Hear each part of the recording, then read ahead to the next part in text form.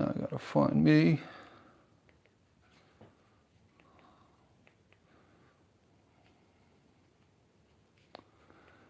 Hold on.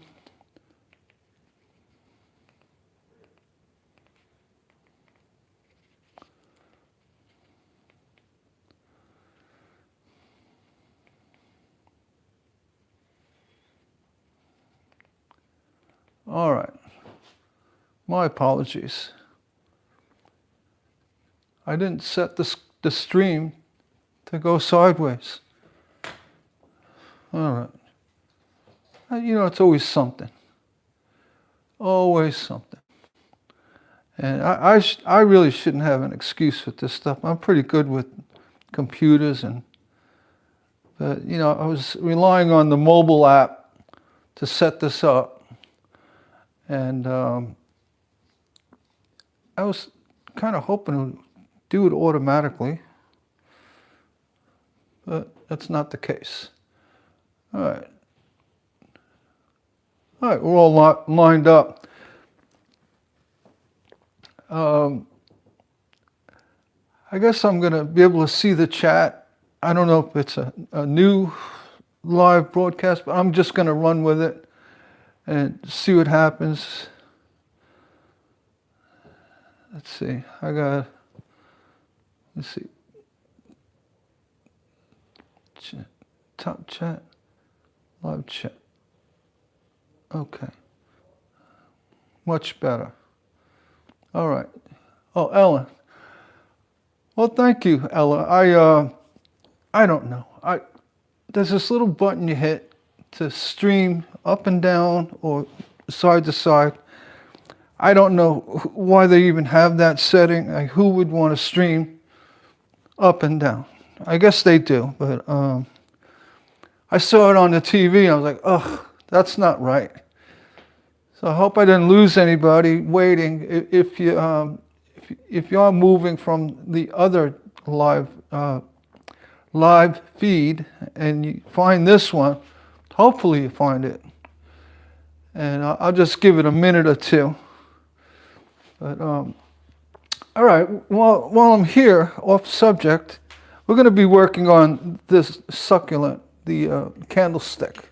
Here's the first layer, and then we're going to go with the next layer, which is going to be this one here, the 30 degree. This one's a 20. 20. That's a 20. And then we're going to go with the 30, you know, one step up. So hopefully it'll look good. I think it'll look all right.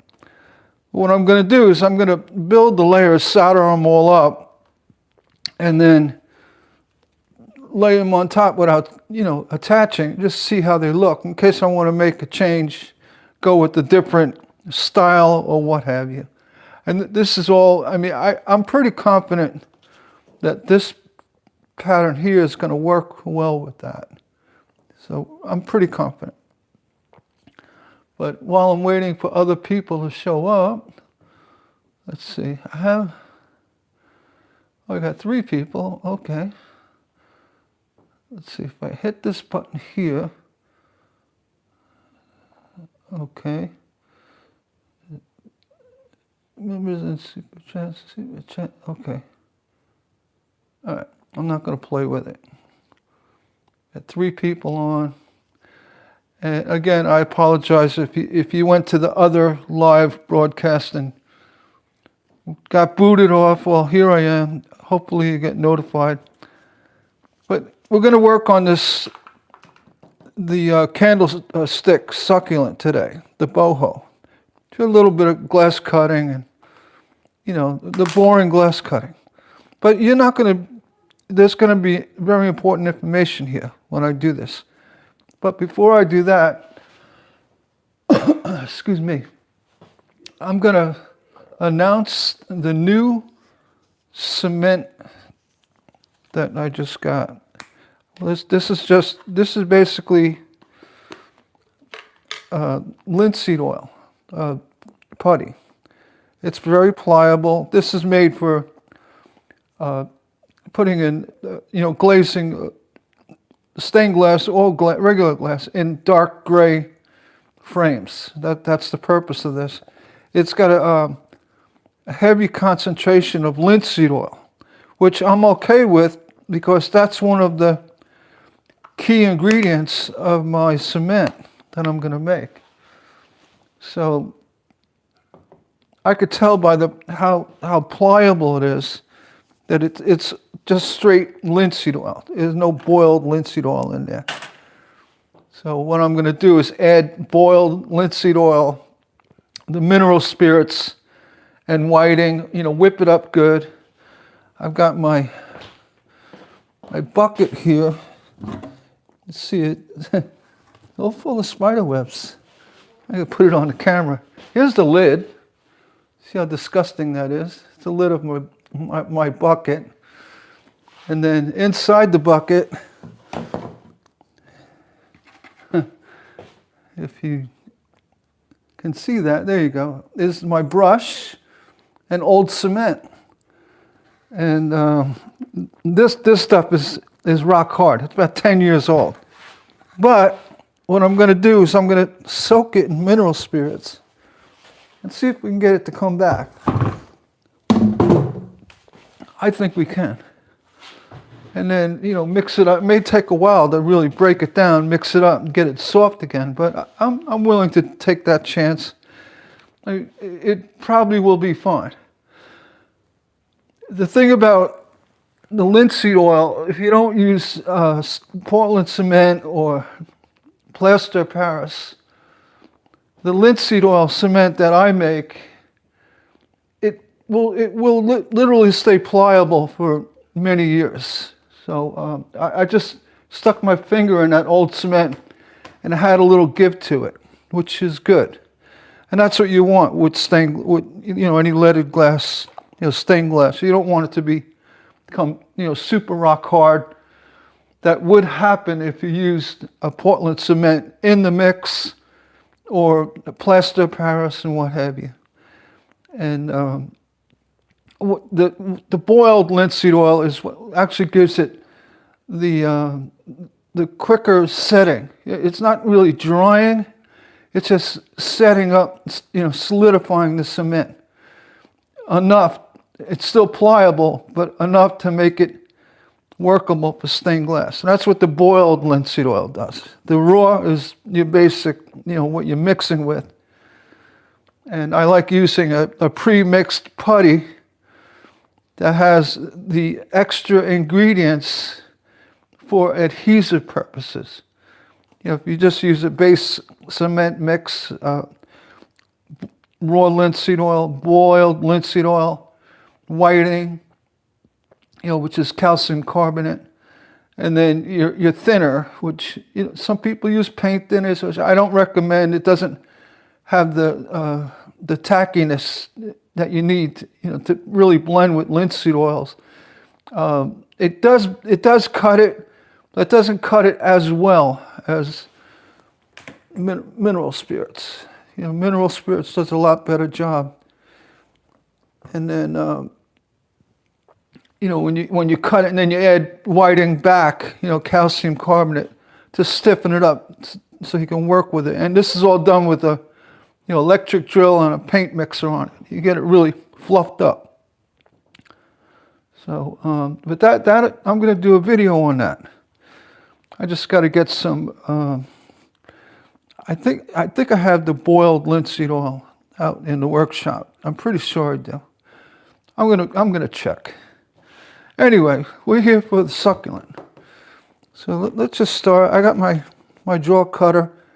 Here's the template. I need 6 of these. And whenever you do stuff like this, let me put a straight edge on it. A good way to preserve or save glass. You get a straight edge on there. So when you cut your strip, you can keep that in mind.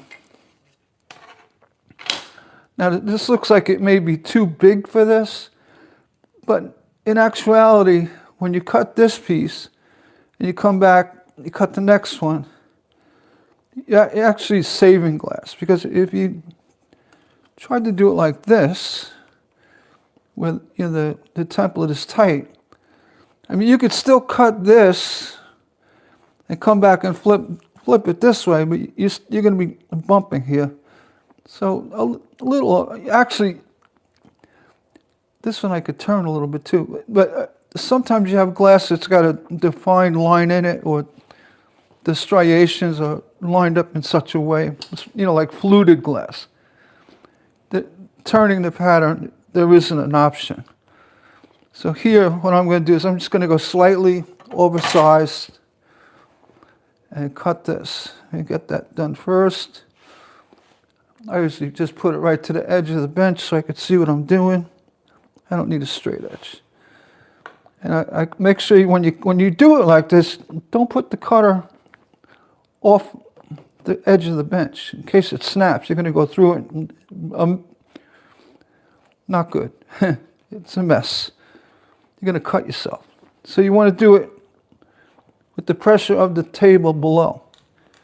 Just follow the edge of the table line carefully, like that, and snap it down.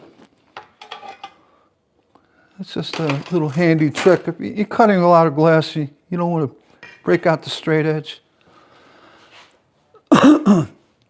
Oh, I think I'm allergic to my cat. So without any more delay, we could all see that, right? You can see my hand. See, let me go a little bit further back, because a lot of the activity of cutting glass is happening right under the glass. For example, my finger is going to be pressed against the bench top like that, just under the glass. So when I hold the template down, being my fingers, pressed against the bench top, I have a lot of control over this template here. You can see it's not moving. And what you want to do is clamp down pretty good. And here I'm going to do this cut first. So what you want to do is come in like that. That's a relief cut. And come in here. You don't have to start at the end of the glass. Come here. And then, being this is a straight cut, it's going to break pretty easily. But now when you snap it, well, that one didn't follow. You made me a liar. See, I said be prepared. There'll be bloopers. But that should have followed that relief cut. No big deal. Let's get that lined up. Second cut. Now this one's got a slight curve to it. Nothing major. And don't break that off, because now what you want to do is get to this piece, this cut line here. Feel your pattern. Go right up to the score. And then cut that down like that. All right? And then what you can do is you can break this off first or break that up. It really doesn't matter. You can break it like that. And then pop that off. You could still see, right? I guess. And then here's my relief cut. You didn't relief. I'm going to cut this off. And draw cutting is like riding a bicycle. You're paying attention to where the wheel is in relationship to the pattern edge. But you also want to consider that when you are cutting, you're going to be turning. It's like when you ride a bike, you look ahead. You say, I'm going to turn a little bit, or I'm going to go straight. And you could quickly learn how to turn with a glass cutter. So here I know I have a slight radius turn, but you feel the pattern, right up to the score. You come down and you start turning. Get ready to start turning and come off the edge. See, that glass the cut is perfect. You break that off and break that off. And you see my little swipes I do at the back of the glass cutter just to take off those nasty little shards you get. I just want to show you how accurate that cutting is, both front and back. And from here, you could run it on the grinder. I just like to give it a little, you know, edge treatment. I call it edge treatment. Like that. Gets off any, you know, hidden slivers that are going to cut you or make foil difficult. And do that. That's my first piece in the succulent. Like that. Now, what I was saying before, see, now you have you cut this way, it allows you to get the pattern, you know, in here deeper to save a little glass. I mean, cutting the straight line is fine. And you always want to leave yourself a little bit of glass on the edge. You don't want to put your piece like that. I mean, you could, but we want to cut that, make sure it's really straight. If there's a little curve in this glass, it's not going to be perfect. So you want to get your pattern in there. And again, under the bench, you know, though I'm not going right to my knuckle, I'm going to the tip of my finger, which is fine. That's kind of just steadying my hand. I'm kind of in this area under the pattern. And that allows me, again, to hold that template down really secure. There's no gluing, you know, no tracing. You just take your time. I like to do once I'm already in this position, I like to get the two of them. So I go right up to the score, and I come down and do that. So I break this one off, do that carefully.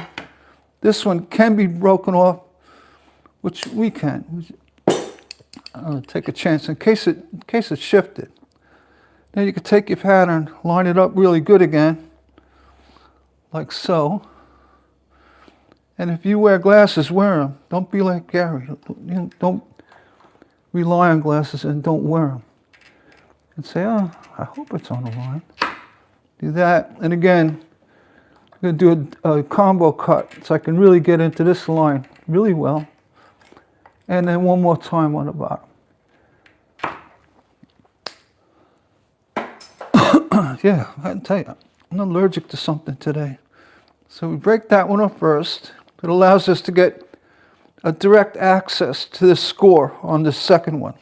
And it's a thin sliver here, but it should break easy enough with your hands. If you're not comfortable doing that,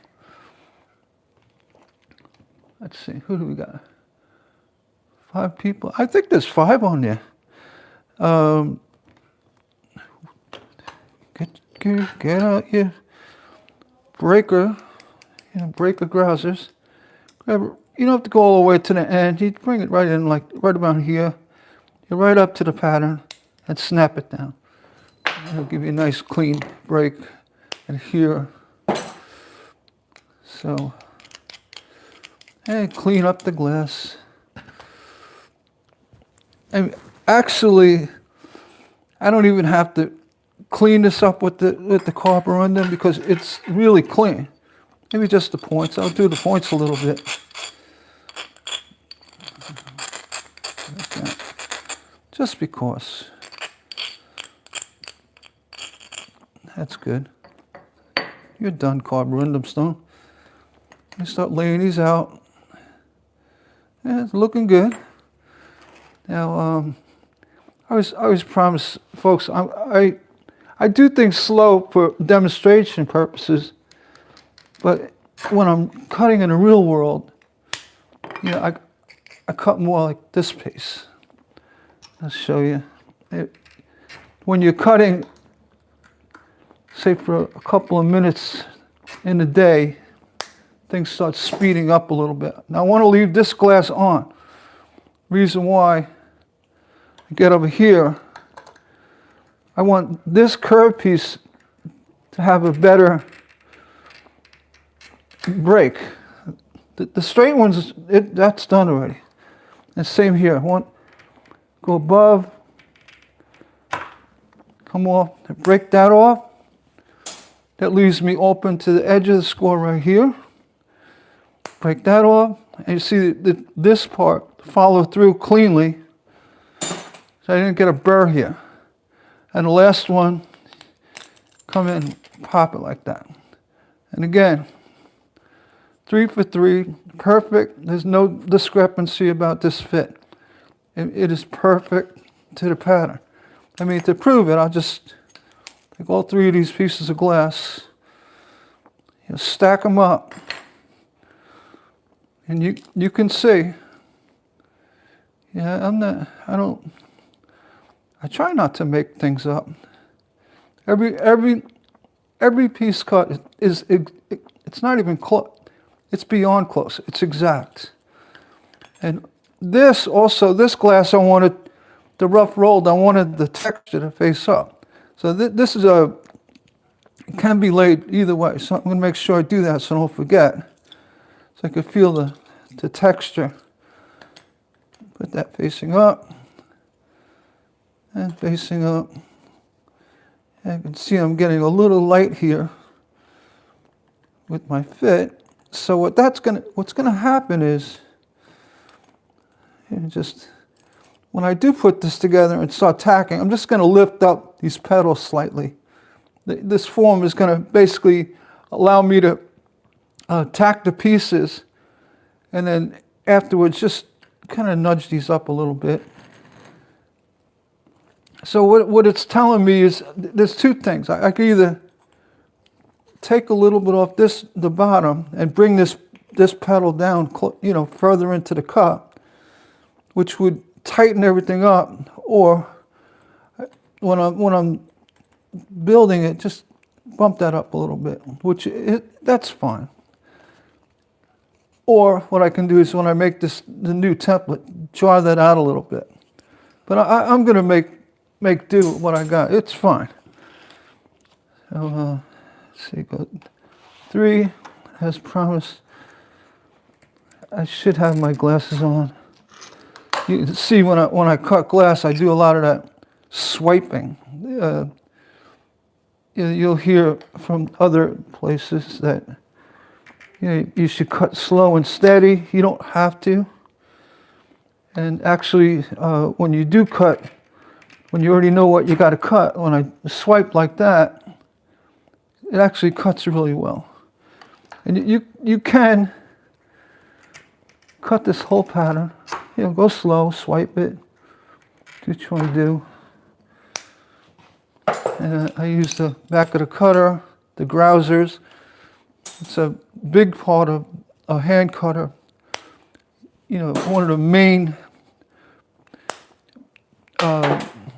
tool areas, besides cutting, is the grouser. You can nip off little points, pull short pieces of glass. It's great when you got to do relief cuts. All of the above. So, let's see, like that. 2 more. Let's see. Can I get 2 out of this? No, I don't think so. And every now and then you dip.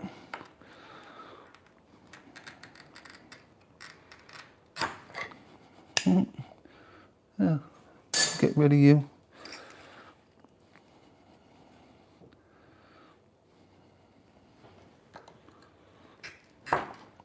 I told you it's going to be boring. I'm going over details of cutting. So you could break them off earlier on too. I prefer not to, so I get a good alignment and then come up here and get that cut. I know that's going to be a smooth, consistent curve for me. As well as this one. See, I ran over the score, which you can do, and you could do it well if you draw cut. If you try to push your cutter over a score, you might get stuck in it and have an issue. But pulling it, I pulled right through it. And you can crisscross scoring. It's not going to dull on your cutter, to a point where you're going to say, oh, my cutter got dull in one day. No. I mean, I can't say it doesn't dull in it. I can't say that because you know, you're going over a rough area, but it's not going to dull in it as quick as you would think. You get years and years out of a cutter. I mean, all my life I've been cutting glass. I always went over a score. And I did it because it was advantageous. You know, it was something that helped with the cutting. You know, success of cutting, put it that way. So they say don't cut over your score. Well, I got 10 reasons till tomorrow why I do. And they're not made up, they're real. I could prove it, explain why. Like this one. I could break that, but then if I try to score this, I may not get a good break in here. So I go right to the pattern, you know, go right to that score, come down, and then you could break that and break that. I didn't miss the box yet. And again, the same thing. This point on the top, you want to make sure you got a clean cut here. You don't want any burrs and chips. See here, I don't have this piece to edge myself to, which that was kind of like an oversight on mine. I should have left it there. See, I'm struggling with trying to get to the end. But I got that. You score that. And again, the score went all the way here. So I'm going to get up in here and find the edge, come above it, and then score that. All right, so I get a clean break. And here, I'm going to get a clean break because the score went past. All right, but you see right here, I didn't get a clean break because I snapped that off first. So I got a little bump here. It's example given, an example made. So that's it. So there's a lot of little things to cutting. And even if it had a little bump, it really wouldn't be the end of the world. But I want it to be neat and nice.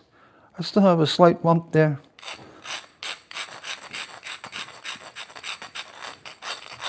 There you go. Flip it over. Here we go. You got the next layer. Now, let's just evaluate this. Put a template over there. See, I got a little spacing going on. I'm not really happy with. But if you take the cup out, see, it's gotta fit outside the cup in order for it to, you know, for the cup to slip through when you're done. So here, I'm going to have to really decide what I want to do.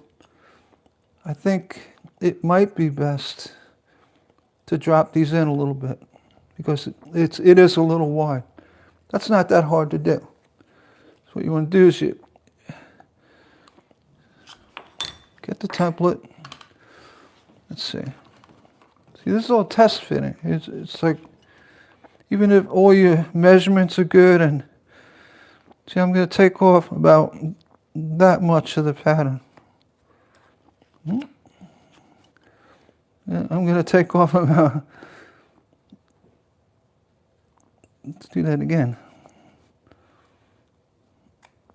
That much of the pattern. I think that'll be enough. Upside down. I got a little burr right here too.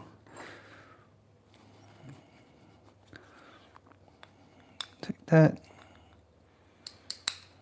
I should be wearing my glasses. They're sitting right here. Where are they? Oh, they're inside. All right. Here, get the pattern back up. And we're going to take off this little bit right here at the bottom. Right. And easy way to do that is just make the score and pop it with the glass cutter. taking off that tiny little sliver. All right. Put this back down.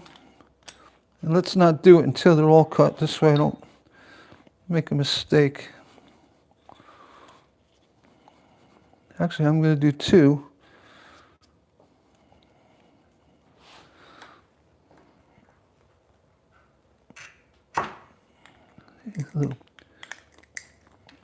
Pop it off. Take a little bit of that point up there. Let's see. Yeah, it's looking better already. Yeah, I won't have to worry about cutting it twice. I'll know if it's cut or not. I promised bloopers, and here they are. It's really not a blooper. It's these things you got to do.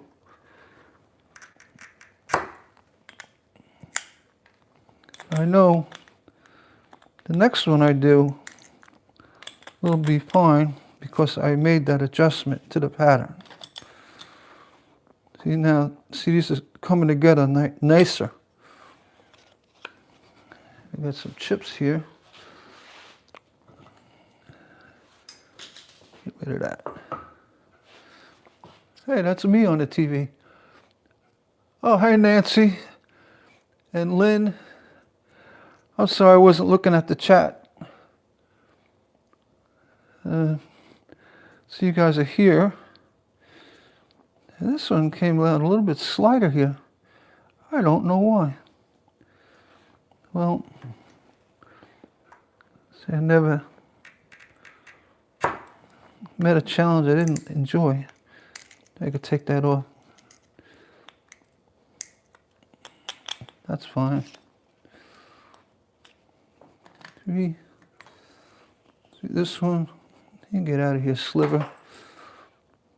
That's all right. Yeah, they're basically going to be the same. And what I'm doing is I'm taking the middle notch here on the grouser.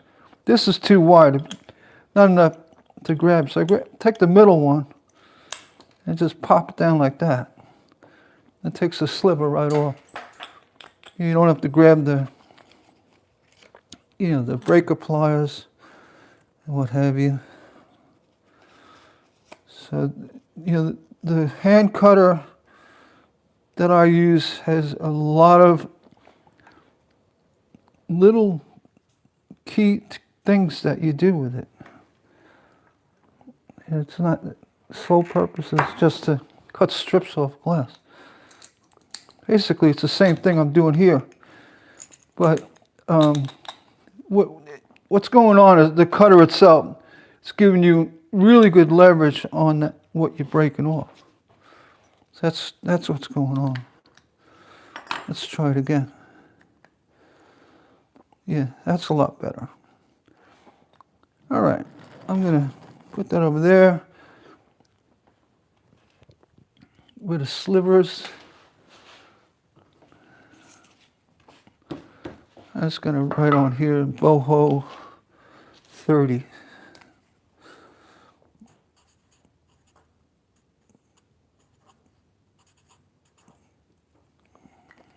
All right. Looks like I'm gonna put the O here. BOHO 30. That way I know what it is. All right, got some slivers on here. Now, the next thing is the foil. This can be boring, but it's something we got to do.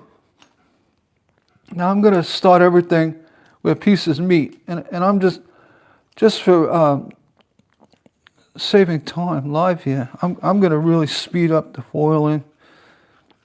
If my darn roll wasn't working right, it's not supposed to be doing that. Come on, roll, you're making me look dumb. See, if I tried to unravel it, it'll spin up the foil. There we go. You can pull enough out so you're not yanking on the roll. Pull enough out. Let it dangle on the floor. All right, so we're going to do a little, make sure that's not twisted. A little bit of speed foiling. That. You say, Gary, stop drinking coffee. Look down like that. I just kind of use it as a guide. Come down like that, pull it out. Put your foiler on the table where it's not going to mess up this edge. And get it ready for the next piece.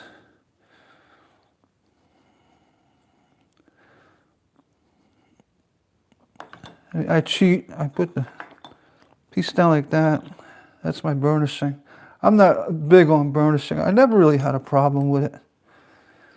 Let's see. Yeah, you know, it looks neater, but at the end of the day, no one's looking at the burnishing, and I like that rough look. And another thing is, this is a very mildly textured glass. If you got a heavy textured glass, you really can't burnish it anyway, because you're going to start wearing your foil down and messing it up. So, I mean, I guess I couldn't burnish it. I just want to make sure it's flat.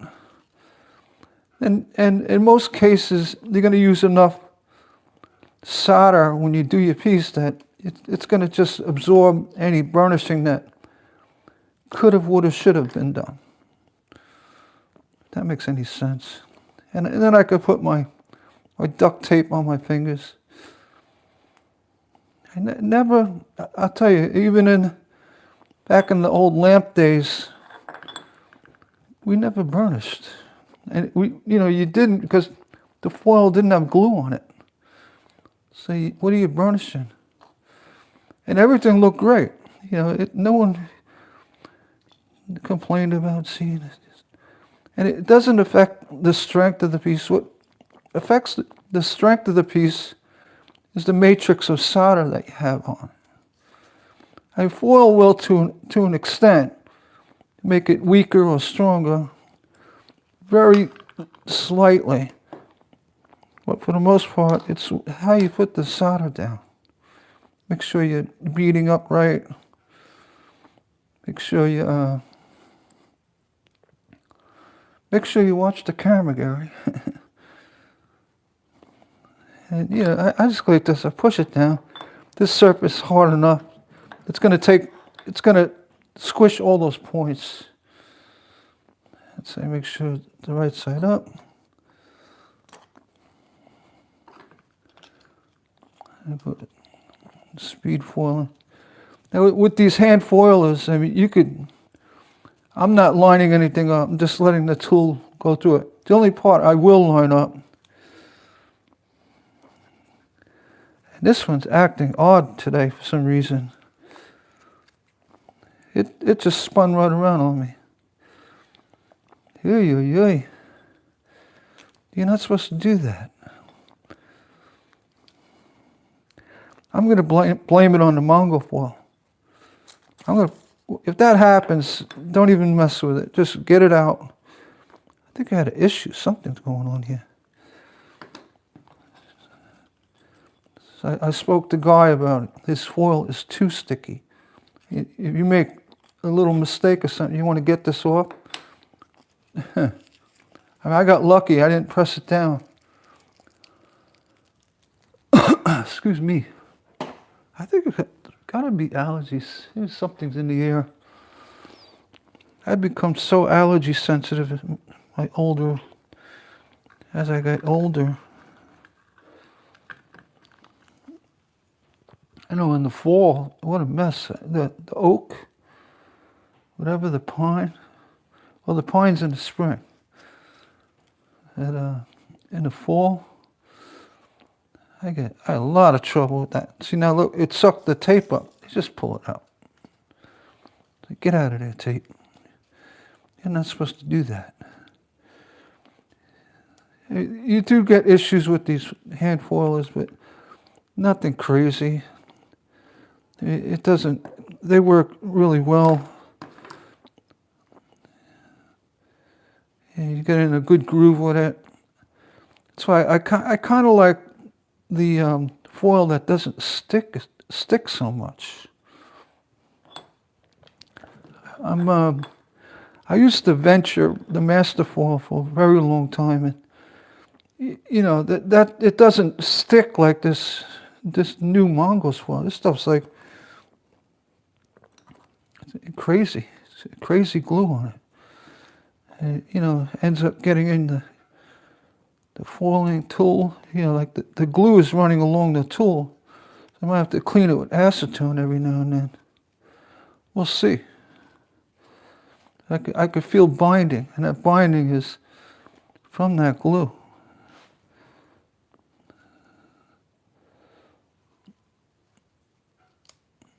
Doing it again. See? And it's binding so bad it snapped. I have to speak to that monkey.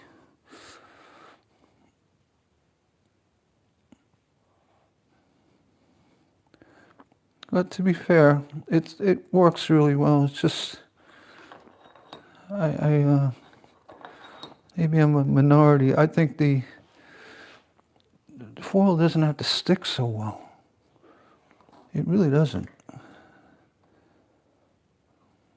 See it all straight up. There we go. I lost my feed. I don't know what's going on down here. This likes to twist. You know, I think it's because I had a twist in the foil. I had to straighten it out from when it doubled over. So these rollers are good. But you gotta let the foil run out and kind of dangle off the table. You don't want it too close. Look at that, perfect shot. When you feed these things, check down here. It looks all right. You leave it with the foil on it, bend it so you can grab it like that. Slip it through like that. And go about a length of the tool past it. And the reason why,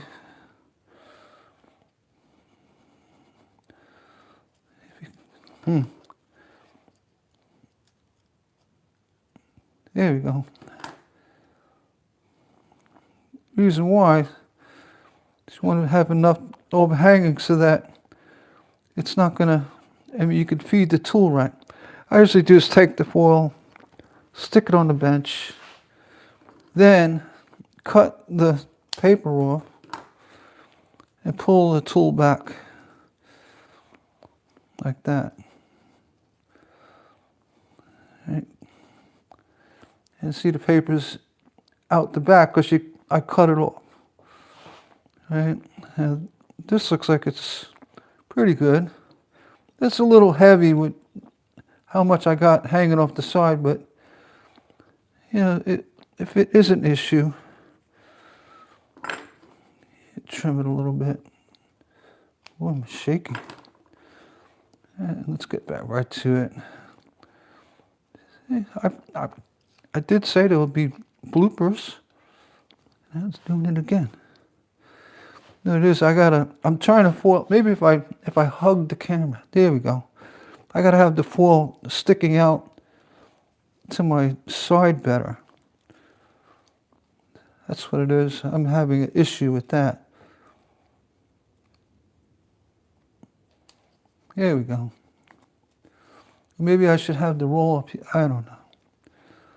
That's one of the things about working with a camera stuck in you in the side. If I was gonna foil off camera, see, I just broke one of my rules. I have it up here. It should be down here. I'd be sitting in a low chair. Everything would be at arm's height. And all of this would work better because it would be, you know, everything would be at the same level. That's not what's going on here. I'm standing. I would never stand foiling unless I'm doing a video. All right, so we got all that done. That torture. I was never really big on foiling. It's just something you gotta do. See, that's fine. Because what I'm gonna do, let's get this out of here. I'm gonna do, when I tack this, I'm gonna tack it near the bottom by the cup. Make sure everything's attached.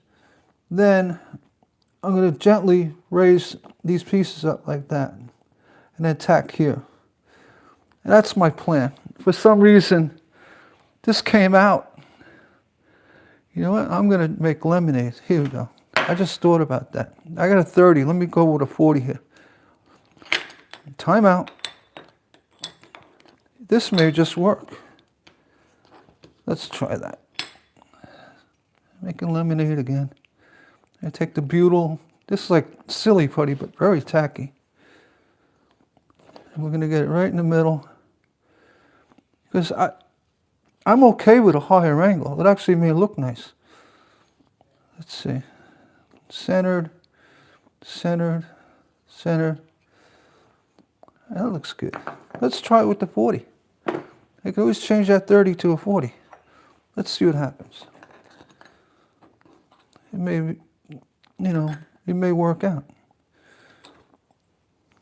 And then I'll say, well, I cut the bottom off. I shouldn't have cut. Look at that. See, that's a little tight here, but that's all right. I got the angle. There we go.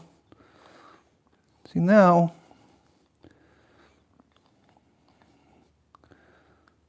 I can focus on the tops lining up really well and not worry about all the lines having spaces. So I get it just like that. That's fine. This looks more like a clematis flower anyway. Like a, clematis. Here we go. Yeah, like that. That's fine. And I said, things are handmade. It's a three-dimensional piece. I'm not going to be splitting hairs on how perfect the thing's laying out. Because when it's all done, I keep showing off my other candle. When it's all done, no one's going to be putting a gauge on. Some petals a little off or a little higher or low. It's beautiful. It's handmade. All right. So same thing with this. So there's a lot of folks, and I'm not saying it's wrong. I mean, hey, perfection. I'm good with it, but some people just get a little too crazy with it. Yeah, the word about a little space, a little gap. Or, some of my patterns, I intentionally leave gaps and spaces in the design to give that shadowing effect from the solder. And well, I just lost my cord. Yes, I did. I don't know how that happened. I think we're still. I don't know. I still have juice in my phone. I hope. All right, let's get rid of this. I think I do. I can't see my battery level. I think it's good. These phones last pretty long. It should be above 50%. All right. I'm plugging this charger thing back in. And I just had to look up, saying, hey, am I still hooked up to my microphone? Which I am. I'm okay. All right, so we got a rheostat out. And this is going to be really quick, and then we'll end this live when I'm done with this. Not yet. Everybody starts clicking away. Let's turn it up a little higher than normal just to get this iron going. And we get a cradle, iron cradle, like that. Cutting stuff over there. And let's see, I'm going to do this just to get that out of my way a little bit. It's just a little too much. What I'm going to do is I'm going to get this iron hot. It doesn't take long. And we'll go ahead and tack this and see how it looks on that other, on number 1 tier. You got our flux right here, a little high. And then what I was thinking, I got to do a new review for Tiger Eye Flux. And here's the reason. Because the solder that I've been using is really dirty. And I didn't notice it at first. But you know, it's been sitting out in the shop for 15 years. So it got dirty. And I'm thinking that when I did the Tiger's Eye review, I said, oh, it's all turning black. Like, wait a minute. I don't think it's the flux. I think it was my dirty solder. So what I'm doing is I'm taking steel wool, I'm pinching it, you know, squeezing it on the solder just to really clean it off. I shouldn't be doing it over this either. I'm going to do it over here. And you get that really clean. And then I'm going to go back and do another test with Tiger's Eye because I have some in here. And since I cleaned the solder off, see it's nice and shiny now, I haven't had an issue with that black stuff. So I'm guessing that, well, not guessing, I'm pretty confident that it was my solder that caused that, not Tiger's Eye Flux. So I'm going to have to do a retraction and apologize. I'm going to go get it. It's over here. Because I couldn't understand what was going on. But, you know, in hindsight, looking at my dirty solder, I mean, I shouldn't have dirty solder. I got the Tiger's Eye here. What I'm going to actually do is dip my solder right into the bottle. I'm going to confirm that right now. I'm not going to mix it with the other flux. There's nothing wrong dipping your solder into the bottle. That's okay. You're not contaminating it. You got this nice and hot. You dip your iron. I'm going to turn that down to about 70. You take our wire brush. We'll go ahead and clean up that tip a little bit. All right.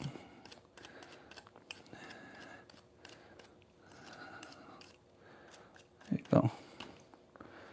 And I'm going to make sure I didn't move anything. I'm klutzy. This one's fine. Here we go. See if I mess with it too much. I feel like I'm a bull in a china shop. All right, I'm going to dip it right into the flux. So this is pure Tiger's Eye Flux. What I'm going to do is a little test solder right in my cradle. And we'll see what happens.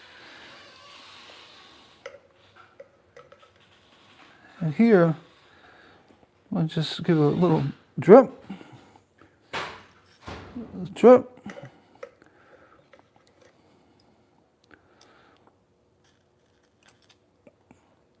Drip.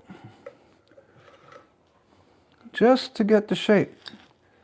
We're tacking, but we're really not going nuts with it. I gotta make an alignment here, because I can't get my fat fingers in there. And check this fit. Ooh. There you go. I'm gonna play it safe and use this. It's a little more liquidy. That. See, I'm way off on this one, so I gotta straighten that out. I'm looking at the tops. Where they meet up like that. There you go. See, why didn't that go in? You can hold this down.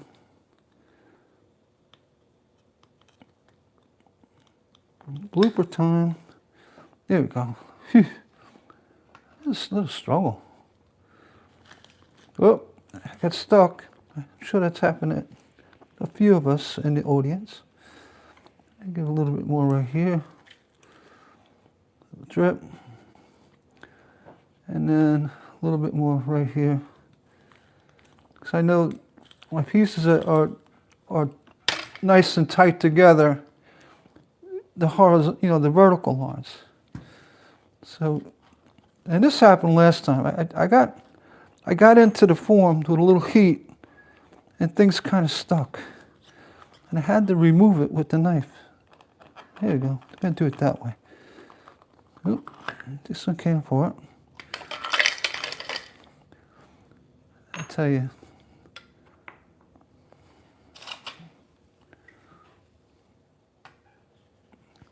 Which one came apart? Yeah, that one.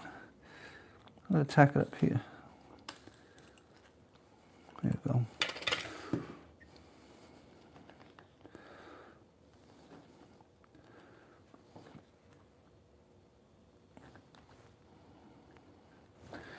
I had to do this last time. I don't really think it's melting the form, it's just getting stuck to it. And you know what's going to happen? I'm going to hit this and it's going to fall all over the place. So let's do that. Be safe. I don't need that kind of blooper. I'm going to try spinning it. There you go. I can't tell where it's stuck. I think it's stuck right here. There you go. All right, we got it out. Hey, it can't be that stuck. All right, you did good form. I'm not blaming you. Yeah, you get the hot solder, touches the form. It doesn't ruin it. You can see there's no marring going on, but it does get stuck to it. I thought of putting aluminum foil down, so that might be a good idea. But here, once you get your petals done, you can follow up. You do a little bit better,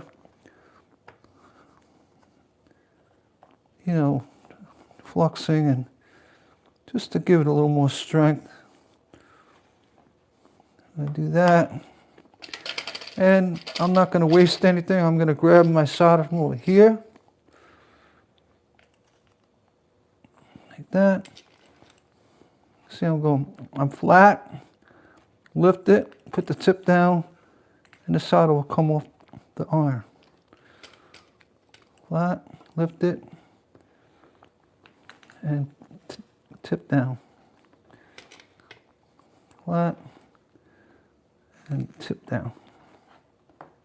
You do it like this too. Flat, tip down.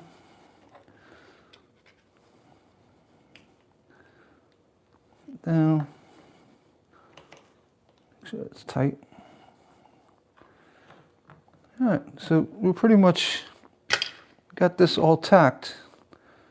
She's looking good. I like that shimmering glass. You can see it. Here I am, I'm way off the camera. It's really nice. The rough roll, this is a Spectrum rough rolled. Has a really nice effect, and I think with the candle, it's going to really do a really nice job. So here we go. This is going to be the final look. I'm going to go ahead and, I could do it like that, or I can do it like that, which I kind of like that actually. These are lined up. All these the petals are lined up, which is kind of nice. It exposes these green pieces. It might be something I'll consider. It wasn't on my game plan, but hey, it looks good to me. Let's see, we have another cup here. This is my form cup. I'm going to save that as for the forms. And here, just goes like that. Let me know. You guys on the chat, let me know what you think. You like it like that, lined up? Or do you like it like that? Or, you know, off to the points to the lines. And this looks nice too. This is my original intention here. I have to look at it. It's all right, looking at it. I kind of like this. Actually, when you're looking at it this way, it really has a nice effect. You can see the green petals. I'm watching the chat. Let's see, petals offset looks better to me. All right, thanks, Lynn. Yeah, you mean like this offset, right? I agree, because when everything's lined up too much, if it's slightly off, you're gonna see it. And you know me, I'm master of imperfection here. So, I'm master. I will admit to make mistakes. But here's the thing. Before I do any kind of attaching things, I'm going to solder each petal complete, so that when it's done, I could just literally tack it, tack this part to the bottom with the cup in place. Hold the iron in there, get everything together, flip it over, and then solder that bottom ring completely to the cup. You'd see I cleaned the bottom of the cup off, with the sharpening stone. You can get it with this too, the carborundum. You get a really good bite on it. So that's my next steps, to solder both of these up and get everything looking good. And because then you can't solder this bottom when they're attached. But I think you're right. This is lined up. That's lined up like that. That looks too consistent. You put it like that, it breaks it up. Yeah, that's how I intended on doing this. I think that's how we're going to go. And Gary left his iron on again. I mean, that's okay. It wasn't on that long. That's it. And what I'm going to do, I'm going to solder all this up. I mean, it can be boring watching me solder. It's boring enough you watch me cut glass. Struggle with the copper foil. But we finally made a decision on how this is going to place out, which I think it'll work really nice. Like that. And then, for full effect, you can put a candle in there. Like that. It looks kind of cool. Yeah, I like it. And then once it's all soldered and patina, it's really going to shine. And this one, actually, I think I might go to copper patina. Might. Because I like the copper patina with the clear glass and the green. So question number 2, what do you think I should do, the copper patina or the black? I'll probably go black because the cup's black. That'll make me decide, hey, don't mess with that. You got a black cup. But yeah, I think the copper with the green or the teal and the clears would look really pretty. If you agree, give me a 1 if you agree. Or 2 if you disagree. All right. And then I'm just going to watch the chat for a minute. You guys have any questions? I'm just going to take a break from down here and watch the screen and see if any messages come up. And I'll be quick to answer. So I'll give it a few minutes. I mean, I could talk a little bit more about my cement mix that I'm making. Oh, all right, Ella. Copper would look good, but black would look good too. Yeah. Actually, silver would look good. But yeah, and I think, Ella, I think they make these cups in a brass tone, which would be shiny like copper. So if I had a brass cup, the copper patina would definitely, it would work. So that's just something to consider for the future. Because I really, if you do a good job with the patina, copper patina, it really does look nice. It's not easy to do. There's a lot of questions about the proper way to do copper patina, the procedure. But I've dealt with copper. I've known about it. It was more of a hobby thing because large stained glass and Tiffany lamps and all that. We didn't copper patina, but my mom did. She did it, for sun catchers and hanging up and things like this. And, it always came out like an antique copper, with the blotchiness and what people, oh, more chat. I have issues with both patinas. Yeah. I found with black patina, you just want to clean it real good. Clean it real good with soap and water, Dawn dish soap, get it real clean. And you don't even have to dry it. I mean, you just shake it dry. Put the piece in I actually used a dinner plate, it was a cheap one. And I put it in and I just splashed patina all over in the sink. I rubbed it in really good. The trick is you want to work the patina into the solder. You don't just apply it. And don't use cotton swab. I'm just going to go get it because I didn't mention it last time. But I'm walking into my kitchen actually. And I'm coming back. I just got my patina tool. Don't laugh. And actually this worked really well for the other candle I did. And I'll show. You ready? Here's my patina tool. This is actually a English stippler. This is actually made for painting stained glass. I said, you know what? I'm not going to leave the acid on it. I'm going to wash it really good. But this is like a horsehair stippler. So what I did, I soaped it up. I took my English stippler. This is not a cheap brush. And I scrubbed it really good with the brush. I really did. I went in there. I scrubbed it. And then if you do paint stained glass, the process of using a stipple brush, you're bending it all over the place. So you're not going to ruin it by doing things like that. Then when I finished washing it, rinsed it well, and then I put the whole thing down into a plate that held the patina. You could use a frisbee, what have you. And then I poured the patina. I poured it right on top. Right on top. Then did that all around, all the solder, in like that, upside down, inside out, with the patina, with this brush. And you do it. You don't just do it and then be done with it. You do it till you start seeing a brown sludge appear.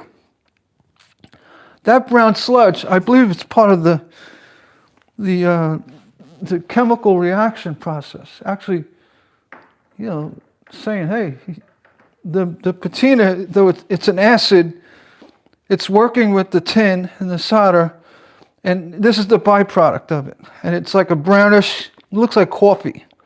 And you do that until that shows up. Slurry it around, get it real good. Patina takes a little effort. You don't just put it on with a cotton swab and call it patina. No, you got to work it in.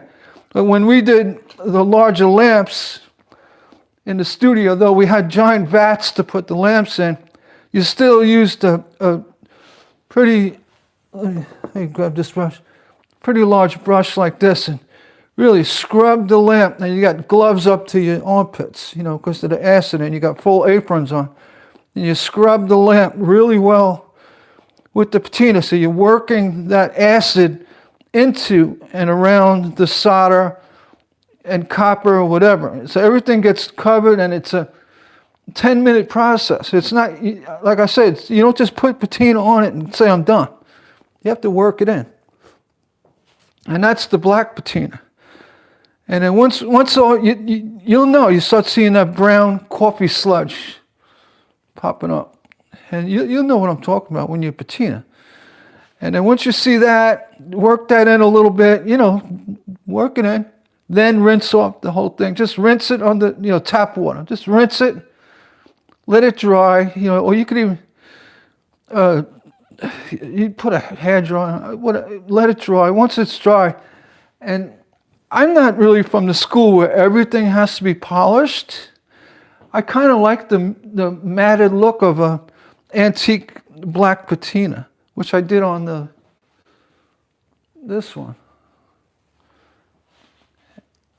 I didn't put any polish on this. And honestly, how would you? How would you get I said, I may polish the tips, but then say, you know what? This looks like it's been around for 50 years already. And, the patina, it is what it is. It's dark against a glass that's got a shimmer to it. Oh, they got something in there. What is that? See? It's like a, what did my cat dragged? I think that's part of the candle, actually. Some wax. But what I'm getting at, being that all the patinaed areas it's not silvery from solder, it's patinaed. And as this ages, unless you polish it every 6 months, it's going to age naturally. And I'm from the school of thought that, anything, these Tiffany lamps and doodads and what have you, really don't need to be brilliantly shining and polished. Unless that's really something you want. But I'm more from the school of thought where if it looks like an antique, that's the goal. I mean, back in the 60s and the 70s, our company, with Sommer Stained Glass, our company slogan was the antiques of tomorrow. It says Sommer Stained Glass, the antiques of tomorrow. So when we made them, they look like, well, is that lamp 20, 30 years old, or is it 6 hours old? You couldn't tell after it dried. And what we did use a furniture polish, like this, on the lamps, just to give it a little luster. And I would recommend doing that for all, like the flat panels, but this 3D stuff, it's nearly impossible to do it. And then the follow-up later on. So it is what it is. It's a candlestick. It's like you got a fireplace. You got wrought iron from the blacksmith, and it's sitting in a hole. It's all dingy and dark and matted. It's not shiny. Same principle. So you put it up on the mantle. It doesn't have to be glimmering, which that kind of worked out because like I said, how do you polish that? So I see myself waving my hands on TV. That's kind of annoying. Anyway, I'm going to solder this off camera. Not that I'm worried about it. And just get it done, finish it up, and then I'll show it on my next video when I'm going to promise now. Here we go. We're going to get this cement. We're going to get this cement and mix it up. And hopefully we'll have a window. I do have a window. I could cement it and show you how that's done. All right. So stay tuned. If you're not a subscriber, please do subscribe so you don't miss. Actually, I like the way these indentations line up with this. I really do. That really looks nice to me, like that. Yes, subscribe so you don't miss out. I apologize for the jumping of videos today. I was recording standing up. I don't know why they do that. It should just be flat. Everything, especially in a live recording. I don't know. I'll talk to YouTube. Say, hey guys, get with it. I guess some people do live with the vertical, screen.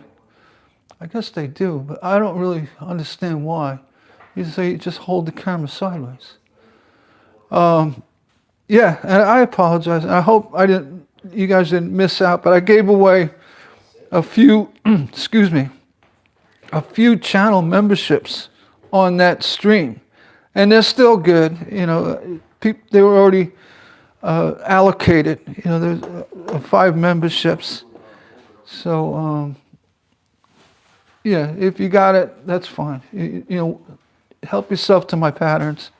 There's quite a bit there, and please, you know, people that are not aware, they're not free for the taking. You know, they're for my members, and if you are a member, I don't really, you know, guard the hen house, but I do notice sometimes there's heavy activity all together. So I'm thinking people sharing the links. So I have to change the links. I'm not blaming anybody, but it happens. It's human nature. Just, hey, check this out. Look at this. Oh, all these this free. They're free? Yeah, it's for members. Don't tell anybody. Here you go. I could see that. And I'm not angry. I just, you really should protect my membership. You know, my members and their membership. So I'm not going to allow that to happen with me knowing or seeing it.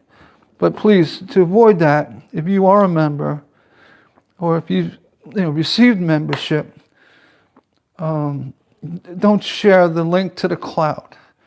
I mean, if I have to change the address every now and then and repost it to the members group chat just so it keeps people honest. And I mean, I hate to have to do that, but I had to do that.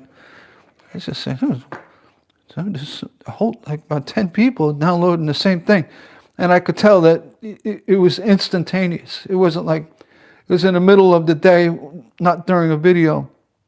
So clearly somebody shared the link and it got, shared and shared and shared. So that you don't want to do that. All right, I'm the ogre. I'm the troll on the bridge. I want to protect my members for being members. That's bottom line. And I want to reward people for supporting my channel. That's the whole purpose. It's not a free-for-all. So please respect that. And on that note, I'm going to close down this one. Ella said something. Yeah, that's not cool. Sharing your members. Yeah, it really isn't. And I kind of have an insurance thing on my patterns. There's a little QR code. So if you print the pattern, that code's going to stare at you and say, hey, you didn't get this right. You're not a member. And if you did scan it with your phone, it shoots you over to my Etsy page. And then potential, new sales and this and that. It's kind of a way, I'm not sneaking it in, but it's there. So for unauthorized printing or copying or sharing, it's there. It doesn't say anything like, hey, you didn't buy it, but it's there. And most people who are curious, please check your email. I sent you an email. That Lynn, my eyes aren't working good. Oh, okay, Lynn, I'll go check it. You sent it to my personal email or my business? Oh, either. I see both of them. I'll go check when I go over to the office. Yeah, so that QR code, you take a picture with your phone, it's going to send you right to my Etsy shop, which is fine.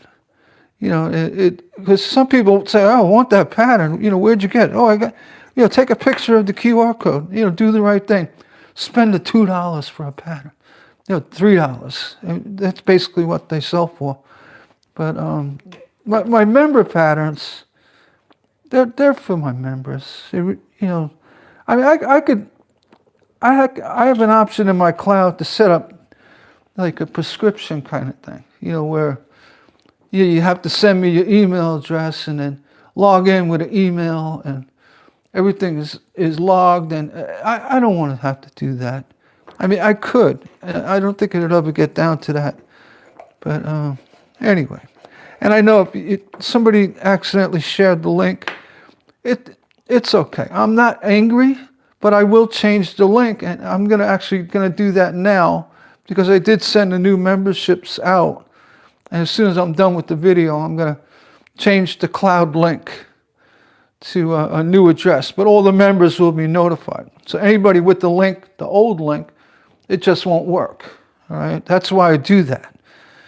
And just want to say, at this point, thanks for watching, guys. I'm really jazzed about these, these succulent forms, and the fact that this tier, the number 30, I got to change that to 40. Somebody remind me. I wanted it to come up higher, so that's like a saving grace. Using the 40. It wasn't planned, but it worked out, and it worked out really well. So I don't know where I went wrong. I may have used the wrong measurements. I took them from a 40, and accidentally, I don't know. But it all worked out in the end. Really happy how this looks, and I'll be making more. This is the BOHO, the deco. I have other plans, other designs lined up. If you have any special requests, you say, I want a succulent with ladybugs. All right, there you go. How about a succulent with a spider web? I thought of that. It's like, put spider web on there, and then you get a black candle, the one that drips all. It'll look awesome for Halloween. That's what I was thinking when I did this one. And then anything else? Anything that these are all 6-panel. I think that would be appropriate for anything. But you could do a 5-panel. You just use the form and just use the angle of the form. You don't have to follow. Half of the time they slip out of where they're supposed to be. But yeah, if you have any suggestions or ideas for succulents, let me know. All right, I'm gonna shut down this live, and again, this is being recorded and will be available to view later on. That includes all the chat replays and everything I did here. And the good thing is that the videos become searchable. You could search, say, hey, where did Gary do the blunder? Where are the bloopers? And yeah, I use this in a pinch, but I cleaned it up really well. Don't use your English stipple brush for patina. It didn't ruin it, but it's like, I got a few of these, so it's actually really, if you do any stained glass painting, this is a really soft, I think this may be badger. It could be horse, maybe horse. But when you paint on glass and very gentle tapping to remove light, so you're painting with light.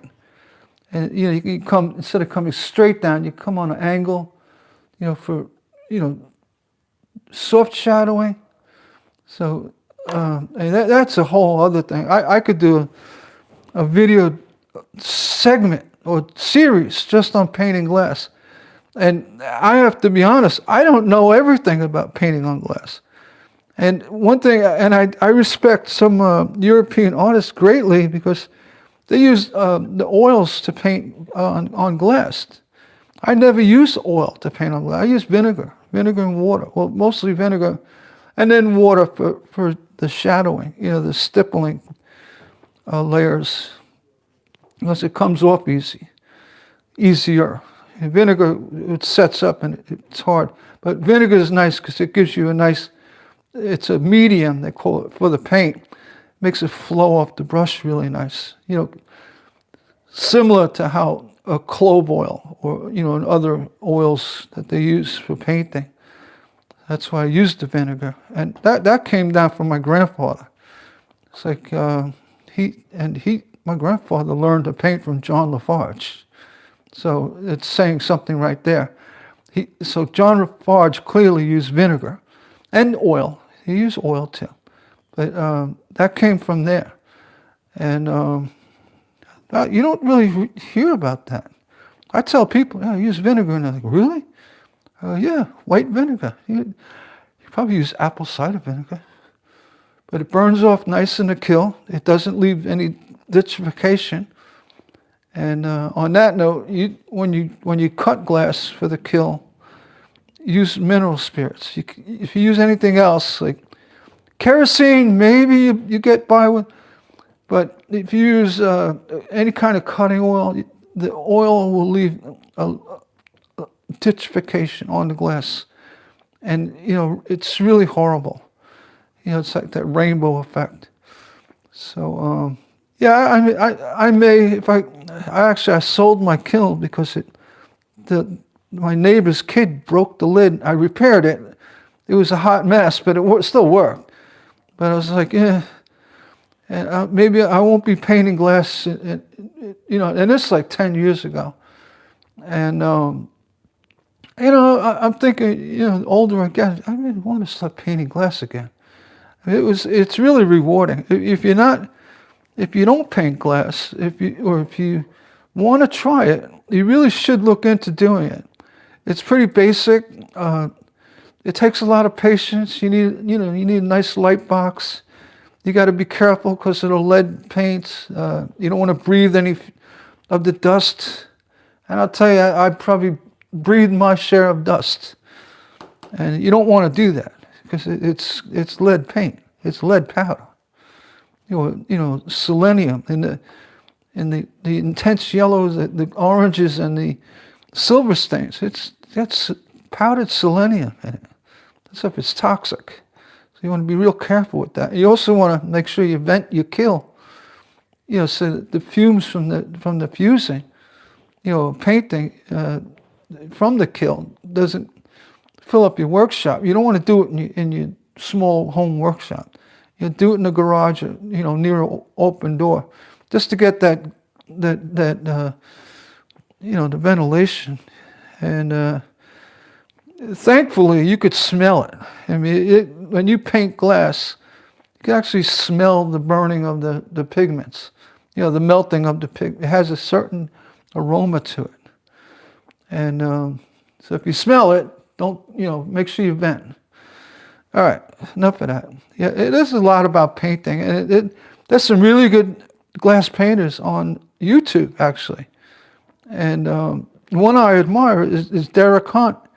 He's from England, and he does all his matting with oil. And he uses stipple with an oil mat, which is really impressive because when you do it with oil mat, the stippling becomes very smooth and lifelike. All the facial features, like the reflections on the forehead, the chin, and all that, the hands, and your shaping of dimension on glass is really intense using the oil mat. So that's a little shout out to Derek. We're not friends or anything. I just respect him. He's a good glass artist. And on that, hey, if you want me to get another kiln and go to it and start painting, I'll do it. I'll do it. I'll do it. No, I don't know. Maybe not. We'll see. But I do miss it. It's something I really enjoyed. And I have all the Badger brushes and the oxhale brushes and all that. And I have all the paints. I have all the powders. I got a lot of that stuff. And maybe. We'll see. But these things are fun. I'm focused a lot right now on making my patterns, my books, helping out the hobbyist community. That's where my focus is right now. And this kind of stuff, you're going to make it for your family and friends, gifts and this and that. Or you're going to sell them. You could sell them. But it's not really, focused on mass producing stuff, And I find it's actually very quaint to me that people tinker with glass and make pretty things. I find that very, it's charming. When people become creative and they make stuff, and when they use my patterns, it's just the reward you get from that. Seeing it, and they're all happy and they made something and they start throwing pictures at you and this and that. It's like, you don't know that the kind of feeling you get when you see people enjoying what you do and what you make for them. And that's my whole purpose. I mean, it's really, it's really it. That's my driving force to do my YouTube videos, my patterns, all of the above. So anyway, please share this. You could share it when it's already done. Or hit the like button, subscribe, become a member, all the above. And join me on my next broadcast. I hope to see you there. And if you're here today, thank you for watching. I really appreciate it. Take care.